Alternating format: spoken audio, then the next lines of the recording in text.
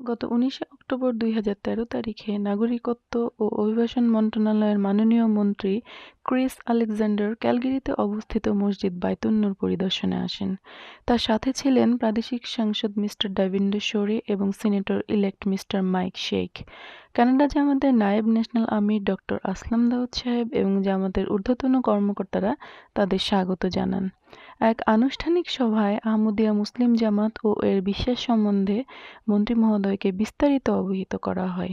বর্তমানে সারা বিশ্বে আহমদিয়া মুসলিম জামাত যেসব সেবামূলক কর্মকাণ্ড পরিচালনা করছে সে সম্পর্কেও তাকে জ্ঞাত করা হয়।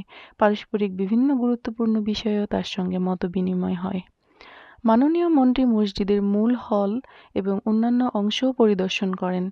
তিনি মসজিদের নির্মাণশৈলী দেখে খুবই মুগ্ধ হন এবং এ সম্পর্কে নানা প্রশ্ন করেন।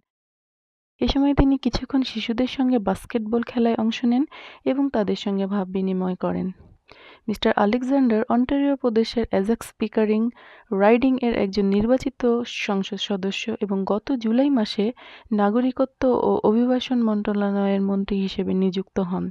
তিনি এবারই প্রথম ক্যালগেরির বাইতুন নূর মসজিদে পরিদর্শন করেন বলে জানা গেছে।